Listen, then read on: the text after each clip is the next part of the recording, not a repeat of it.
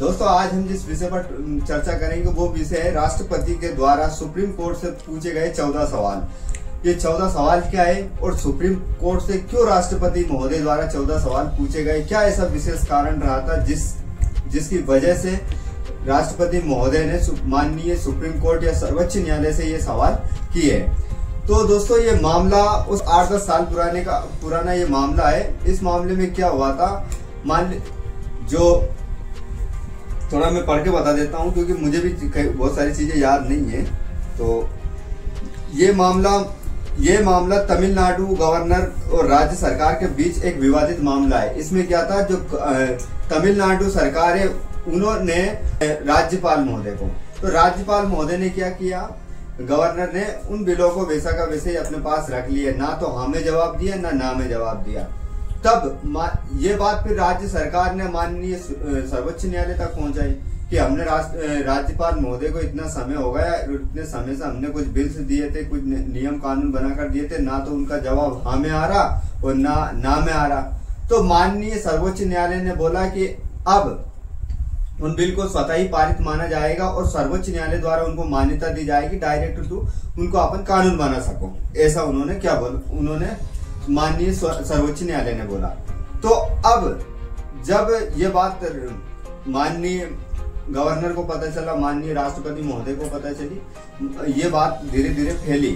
तो क्या हुआ, ये मामला और गंभीर होता गया। और फिर जब ये पता चला कि अंतिम निर्णय लेने के लिए राष्ट्रपति पहले तो लगभग जैसे 3 महीने का समय लेना पड़ता था किसको, राज्यपाल को, और जिसके बाद में 1 महीने का करीबन समय लगता था राष्ट्रपति महोदय को अपने, मतलब 90 दिन का एयरफेयर में ये बात चलती थी कि 90 दिन के अंदर अंदर आपने को जो भी निर्णय लेना होता उसका निर्णय लेकर फैसला सुनाना पड़ता था। इस प्रकार का ये मामला था। तो जब बिना राष्ट्रपति के, बिना राज्यपाल के वो सिग्नेचर विचार विमर्श के बाद में वो फैसला अपने आप पारित मान लिए गए या वो बिल अपने आप पारित मान लिए गए, तो कहीं ना कहीं राष्ट्रपति महोदय के मन में कुछ सवाल उठे। उनने वही सवाल पूछे वो जो मैं आपके सामने, मैं ये मामला आपको सुनाता हूँ थोड़ी देर के लिए। ये मामला तमिलनाडु गवर्नमेंट राज्य सरकार के बीच में विवाद उठा था, जहां पर गवर्नर से राज्य सरकार के बिल रोककर रखे थे। इसलिए सुप्रीम कोर्ट ने 8 अप्रैल को आदेश दिया कि राज्यपाल के पास कोई वीटो पावर नहीं है। इसी फैसले में कहा गया कि राज्यपाल की ओर से भेजे गए बिल पर राष्ट्रपति को 3 महीने के भीतर फैसला लेना होगा। यहाँ ऑर्डर 11 अप्रैल को सामने आया। मतलब माननीय सुप्रीम कोर्ट यानी कि सर्वोच्च न्यायालय के पास भी ये अधिकार नहीं है, ये वीटो पावर नहीं है कि वो डायरेक्ट राष्ट्रपति महोदय को ये आदेश दे सके कि कोई भी बिल को 3 महीने से पहले आप अगर उसको हमें जवाब दीजिए, यानी कि 3 महीने के अंदर अंदर उसका हमें जवाब दीजिए, हाँ या ना में जो भी है। ये ऑर्डर कौन, माननीय सर्वोच्च न्यायालय राष्ट्रपति महोदय को नहीं दे सकती, क्योंकि अगर संविधान का सबसे बड़ा संरक्षक और रक्षक माना जाता है तो वो राष्ट्रपति को माना जाता है। आगे बात समझो। तो भाई साहब अब आगे मुद्दा क्या हुआ, तो माननीय राष्ट्रपति महोदय को गुस्सा आया तो उन्होंने अपना गुस्सा जाहिर किया कि ये तो उन्होंने डायरेक्ट एक तरीके से राफेल की तरह दाग दिया कि अपने को 3 महीने के अंदर अंदर देना, ये ऐसा उनको कहां से ये पावर प्राप्त हुआ। या फिर ऐसा माननीय सर्वोच्च न्यायालय ने बोला कि ये इतने समय तक अपना ये बिल भी अपने पास नहीं रख सकते हैं। क्यों नहीं रख सकते, क्योंकि उनके पास भी ऐसा कोई वीटो या कोई पावर नहीं है, ये भी संविधान में वर्णित नहीं है। तो इन दोनों चीजों के बातों के मध्य थोड़ा असमंजस रहा, जिसमें उन्होंने एक आर्टिकल को थोड़ा घेरे में लिया। वो आर्टिकल के बारे में बताता हूँ। आर्टिकल है 143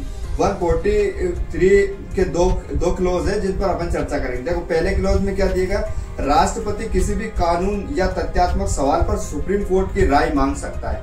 मतलब अगर कोई भी सवाल या कोई बिल अगर राष्ट्रपति के सामने आता है, अगर उनको लगता है तो वो सर्वोच्च न्यायालय, माननीय सर्वोच्च न्यायालय से उसके बारे में विचार विमर्श कर सकती है या उसके से मतलब जवाब मांग सकती है, हाँ या ना के माध्यम से। दूसरा ये अपनी राय ले सकती है, मतलब ये जरूरी नहीं कि ले या ना ले, लेकिन ले सकती है, इनके पास अधिकार है। दूसरा ये जरूरी नहीं है कि वह सवाल किसी मौजूदा विवाद से जुड़ा हो। उदाहरण से समझे तो कोई नया कानून बनाने से पहले उसकी वैधानिक वैधता पर राय ली जा सकती है। यानी कि अगर कोई सा नया कानून आया उससे पहले उसकी जांच पड़ताल के लिए एक बार वो पूछ सकती है। और लेकिन ये जरूरी भी नहीं है ये चीज। आर्टिकल 143 क्लॉज 2 उसमें दिया गया है कि अगर कोई विवाद किसी ऐसी संधि या समझौता या दस्तावेजों से जुड़ा हो जो संविधान लागू होने या 26 जनवरी 1950 से पहले चल रहा था, तो राष्ट्रपति सुप्रीम कोर्ट से उस पर राय मांग सकती। मान ली जाए, सीधी सिंपल बात यह है कि अगर कोई नया कानून या बिल जो चल रहा है और चल कब से रहा है, जिससे संविधान हमारा लागू नहीं, 26 जनवरी 1950 में जब हमारा गणतंत्र संविधान लागू हुआ था, उसके पहले अगर कोई मामला चल रहा है, वो अभी तक चल रहा है, तो उसमें वो राय ले सकती है और ले सकती है, ये उसमें बताया गया है। लेकिन अगर इसके बाद कहे तो उसमें कोई कंपलसरी नहीं है ऐसा। ये दो क्लोज इसमें दिए गए। फिर जब राष्ट्रपति के पास ये डायरेक्ट आदेश वाला के ये ऐसा आदेश दिया गया और ये ऐसी चीजें चली, तो राष्ट्रपति महोदय ने माननीय सुप्रीम कोर्ट से कुछ अपने सवाल रखे। तो सवाल यहाँ आपको दिख जाएंगे और मैं इसके माध्यम से आपके सामने बोल के बताता हूँ क्या क्या सवाल रहे, और मैं मेरी जितनी समझ है उस आधार पर मैं उनको थोड़ा सा डिस्क्राइब भी करने की कोशिश करूंगा। देखो, पहला सवाल क्या था उनका, जब राज्यपाल के सामने कोई बिल आता है तो उसके पास कौन कौन से संवैधानिक विकल्प होते हैं। मान लीजिए अगर राज्यपाल महोदय के पास कोई सा बिल आया, तो उसके पास कौन कौन से ऐसे संवैधानिक जो अधिकार दे रखे या उनके पास कौन कौन से पावर है। क्या उस बिल पर विचार करेगा या उस बिल को वापस विचार करके दूसरी जगह भेज देगा कि इस पर एक बार संशोधित करना, या उस बिल को अपने पास रख लेगा। ये इसका थोड़ा डिस्क्राइब है।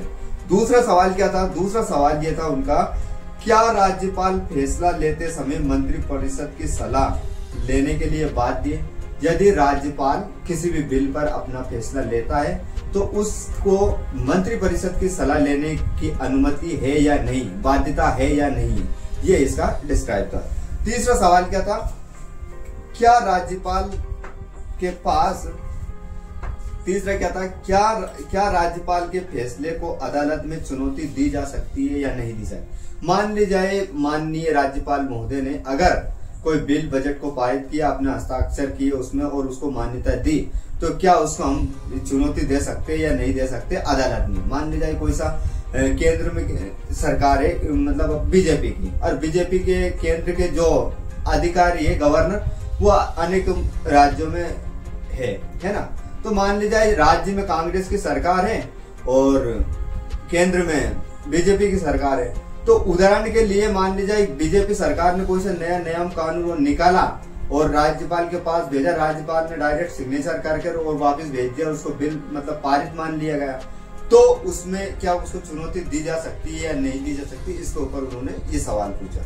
दूसरी चीज, चौथा सवाल क्या आएगा, क्या आर्टिकल 361 राज्यपाल के फैसलों पर न्यायिक समीक्षा को पूरी तरह से रोक सकता है या नहीं, इस पर पुनर्विचार किया जा सकता है या नहीं, या इसकी न्यायिक समीक्षा की जा सकती है नहीं, या जांच पड़ताल की जा सकती है नहीं, ये इसके सीधा संपर्क डिस्क्राइब है।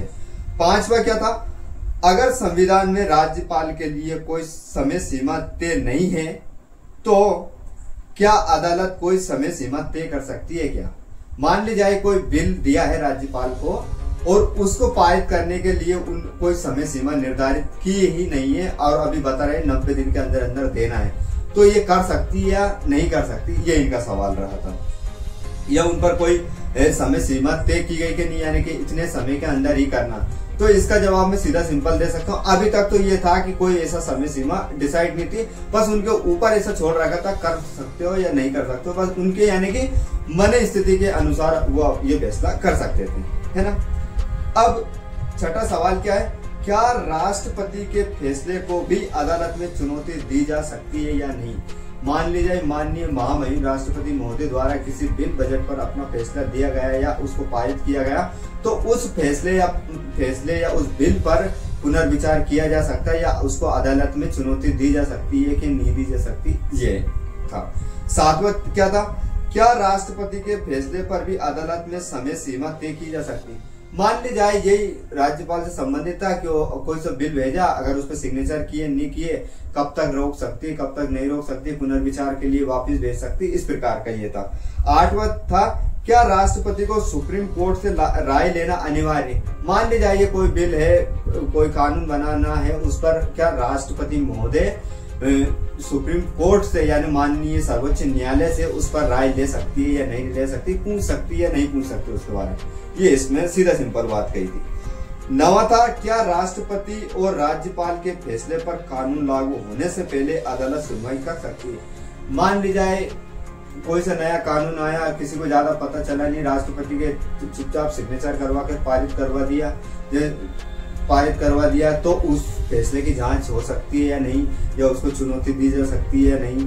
जैसे ऐसा बहुत सारे केस हमने देखने को मिलते हैं कि जहाँ पर ज्यादा बिना बहुमत से बहुत सारे बिल पास करवा लिए जाते हैं, बाद में सरकार के साथ कुछ ऐसा वैसा होता है तो बिल वापस ले भी लेते हैं। बहुत सारे जैसे किसान आंदोलन हुआ, ऐसे बहुत सारे आंदोलन हमें देखने को मिलते हैं। कहीं ना कहीं वो हो सकता है बहुत अच्छे मत से पारित हुआ, लेकिन कहीं ना कहीं उसमें कुछ ना कुछ तो डिफॉल्ट या फॉल्ट रहा होगा, तो वो वापस उनको लेना पड़ा, है ना। 10वां है इसमें, क्या सुप्रीम कोर्ट आर्टिकल 142 का इस्तेमाल करके राष्ट्रपति या राज्यपाल के फैसले को बदल सकती है या नहीं। मान ली जाए, एक बार और मैं रिपीट करता हूं, क्या सुप्रीम कोर्ट आर्टिकल 142 का प्रयोग करके राष्ट्रपति या राज्यपाल के फैसले को बदल सकती है या नहीं। मान ली जाए आर्टिकल 142 में ऐसा वर्णित किया गया है कि अगर कोई राष्ट्रपति महोदय या राज्यपाल के द्वारा कोई सा फैसला लिया गया है, कोई संशोधित कानून लाया गया है, अगर उसको बदलना हो तो आर्टिकल 142 का प्रयोग करके क्या उसमें संशोधन किया जा सकता है या नहीं किया जा सकता, रोका जा सकता है या नहीं रोका जा सकता। आगे बात सुन। 11वां सवाल ये रहा था, क्या राज्य विधानसभा द्वारा पारित कानून राज्यपाल की स्वीकृति के बिना लागू होता है। एक बार और रिपीट करता हूँ, क्या राज्य विधानसभा द्वारा पारित कानून राज्यपाल की स्वीकृति के बिना लागू होता है। मान ली जाए राज्य सरकार है, उसने कोई सा कानून बनाया है विधानमंडल के द्वारा, अब उसमें सुप्रीम कोर्ट की अनुमति लेने की आवश्यकता है या नहीं, सुप्रीम कोर्ट की नहीं, राज्यपाल की अनुमति लेने की आवश्यकता है या नहीं। जैसे कि अभी इस मामले में हुआ था जो हमने अभी आपसे चर्चा की थी, उसमें क्या था कि बिना राज्यपाल की मर्जी से वो फैसला को क्या कर दिया, मतलब वो बिल को पारित करवा दिया सुप्रीम कोर्ट ने। तो उस पर ये सवाल उठे ना जो अभी अपन कर रहे हैं। 12वां क्या है, क्या संविधान की व्याख्या से जुड़े मामलों को सुप्रीम कोर्ट की 5 जजों की बेंच को भेजना अनिवार्य था। हाँ, ये बहुत काम की चीज इनमें बोली गई कि अगर कोई सा मान ली जाए, कोई सा सुप्रीम कोर्ट के माध्यम से अगर कोई आप बिल बजट जो भी है उसको पारित करवा रहे हो या कानून बनवा रहे हो, तो उसमें कम से कम आपको कितने जज होना चाहिए, 5 तो मैक्सिमम होना ही चाहिए, मिनिमम 5 होना चाहिए। लेकिन जो ये मामला हमारे सामने आया उसमें तमिलनाडु वाला, तो उसमें क्या हुआ था, ओनली 2 जज बैठे थे। तो कहीं ना कहीं वो फाट दिखा यहाँ भी हमें, है ना। 13वां क्या था, क्या सुप्रीम कोर्ट ऐसे निर्देश आदेश दे सकता है जो संविधान या वर्तमान कानून मेल ना खाते हो।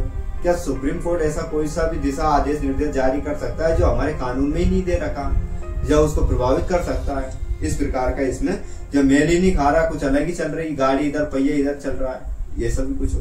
दूसरा, क्या लास्ट और 14वां नंबर का क्वेश्चन था उनका, क्या केंद्र और राज्य सरकार के बीच विवाद सिर्फ सुप्रीम कोर्ट ही सुलझा सकता है। मान लीजिए ये राज्य और केंद्र सरकार के बीच किसी भी प्रकार का क्या हो सकता है, एक तरीका से कोई विवाद अगर चल रहा है तो उस विवाद को क्या सुप्रीम कोर्ट ही सुलझा सकता है, या सुप्रीम कोर्ट राष्ट्रपति के राय से उसको सुलझा सकता है। इस प्रकार की इसमें बात कही।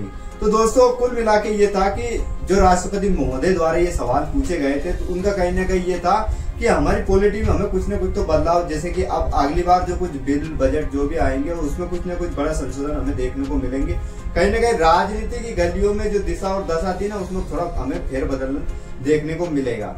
तो उसमें क्या हो सकता है कि राज्यपाल का ये पद ही गायब हो जाए, या हो सके राज्यपाल का पद बहुत पावरफुल हो जाए, या राष्ट्रपति को एक अभी नाम मात्र का प्रमुख बना रखा है, हो सकता है राष्ट्रपति महामहिम का पद में और कुछ नए संशोधन हो और पावर मिल जाए, या हो सकता है राष्ट्रपति को नाम मात्र के लिए रख सकते हैं। ये सब बहुत सारी हमें चीजें देखने को मिलेगी। वो जब इनके फैसले माननीय सर्वोच्च न्यायालय दे देंगे तो हम उसके ऊपर भी चर्चा करेंगे। आज का ये क्लास, मतलब ये छोटा सा लेक्चर आपके लिए इसीलिए था कि जो माननीय राष्ट्रपति महामहिम ने जो अपने सवाल माननीय सुप्रीम कोर्ट महोदय से रखे हैं, सुप्रीम कोर्ट से रखे हैं, माननीय सर्वोच्च न्यायालय से रखे हैं, तो उन पर सर्वोच्च न्यायालय किस प्रकार का अपने जवाब देते हैं, किस प्रकार से इसको डील करते हैं। तो और अभी फिलहाल में ही हाल ही में अपने नए माननीय सर्वोच्च न्यायालय के मुख्य न्यायाधीश गवाई महोदय साहब को बनाए गए। तो अब देखते हैं उनके लिए ये सिचुएशन कितनी क्रिटिकल रहती है, कितनी आसान तरीके से वो इसको सोल्व करके माननीय राष्ट्रपति महोदय को इनके जवाब एकदम संविधान संवत और विधि पूर्वक दे। इसके बारे में अपन अब आगे देखते हैं। इसी के साथ मैं आप सभी से विदा लेता हूँ। नमस्कार, जय हिंद, खुश रहो, मस्त रहो।